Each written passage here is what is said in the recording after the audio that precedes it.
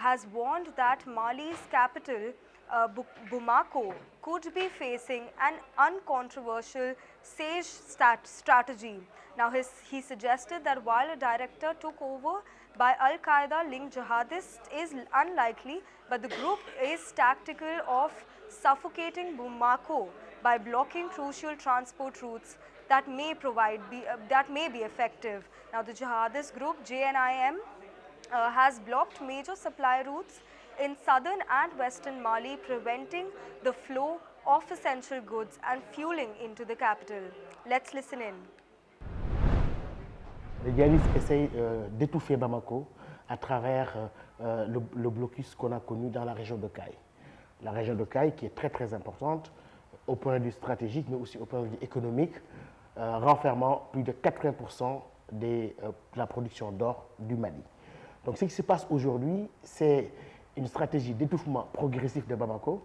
Ce n'est pas tant vouloir prendre Bamako, mais laisser Bamako s'effondrer de l'intérieur. Je crois qu'il y a un échec patent de l'intervention russe au Mali. D'abord avec Wagner, qui a posé un certain nombre de problèmes avec les exactions qu'on a connues dans plusieurs régions du Mali, notamment au centre, mais aussi Africa Corp, qui est presque aujourd'hui aux abonnés absents. Si l'on sait que l'armée malienne essaye de monter en puissance, mais aujourd'hui la Russie est quasi absente et les soldats russes, on ne les voit, en tout cas d'Africa Corp, on ne les voit presque pas sur le terrain. Il y a eu récemment une communication assez claire de la part des États-Unis à réaffirmer le soutien au Mali, et y compris même peut-être sur le plan militaire. Je ne sais pas comment cela va se matérialiser, mais je verrais mal aujourd'hui une intervention occidentale ou internationale au Mali, sachant que ces puissances-là ont appris des leçons du passé. Now, further breaking developments. Honduras is bracing for its November 30th presidential elections under a cloud of political tensions.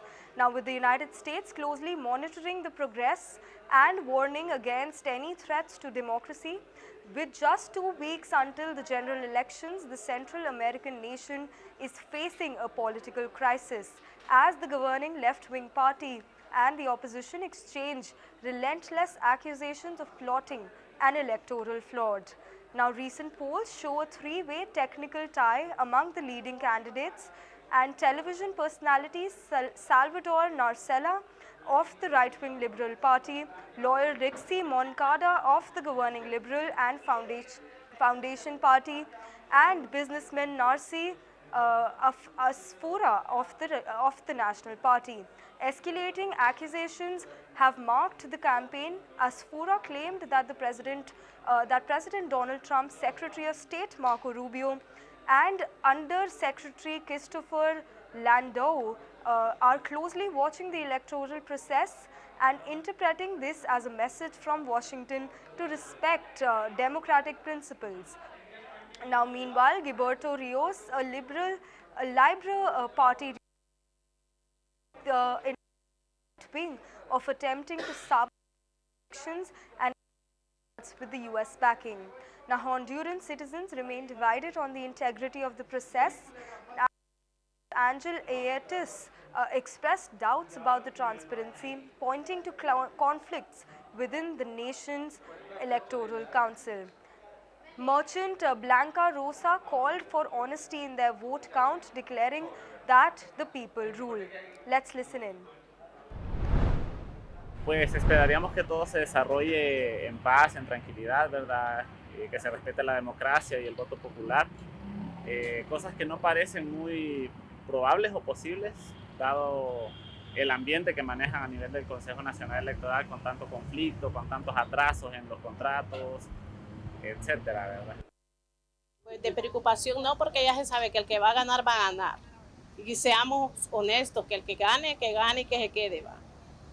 Y eso no tiene que estar pensando que cómo va a pasar, que no sé qué, si que tenemos que ser honestos y honrados, va. Que el que gane, gane, y que se vaya el que ya no está, el pueblo manda. Now, retail giant Walmart has announced that CEO Doug McMillon will retire in January 2026, and John Furner, the current president and CEO of Walmart's US division, will succeed McMillon. Now 53 years old, Macmillan has served in the position since 2014. He will retire on January 31st, 2026 and further will take over as CEO on February 1st, 2026.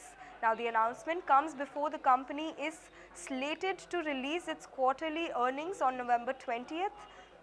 Now, in the second quarter of the year, Walmart topped sales estimates but missed adjusted earnings per share forecast for the first time since May 2022.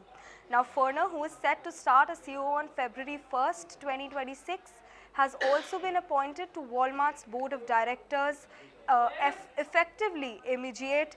Now, the 51-year-old has served as president and CEO of Walmart US since 2019, overseeing the company's largest operations segment. Now, he began his Walmart career as an hourly associate in 1993 and previously served as president and CEO of Sam's Club US. Now, here's in fact what's coming out of CEO Doug Macmillan. Hi everyone, it's Doug. I'll never forget my first summer at Walmart. It was 1984, I was a teenager, and I got a job unloading trucks at a distribution center. It was hard work, hot trailers and heavy boxes, but my teammates looked out for one another. We worked hard, but we also laughed a lot. By the end of the summer, I felt something I didn't really have the words for at the time. I belonged. Well, with that, viewers, it's a wrap on the newsroom. Keep watching NewsX World for more breaking updates.